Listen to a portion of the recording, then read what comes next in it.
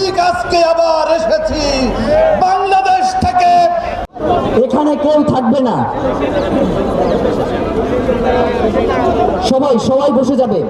অনুষ্ঠান হবে সুশৃঙ্খল অনুষ্ঠান, কোনো ধরনের ধাক্কা ধাক্কি, সামনে আসা, এইগুলো আজকে চলবে না। আরেকটা অনুরোধ করছি, এখানে প্রত্যেক রাজনৈতিক দল থেকে অনেক নেতৃবৃন্দ এসেছেন, প্রত্যেককে কি আমাদের পক্ষে আজকে বক্তব্য দেওয়া সম্ভব? স্পিরিট জুগিয়েছে এই আন্দোলনে। আমরা এই আন্দোলনে অনেক মা বোনের অশ্রু দেখেছি, কিন্তু আমরা আমাদের হাদি ভাইয়ের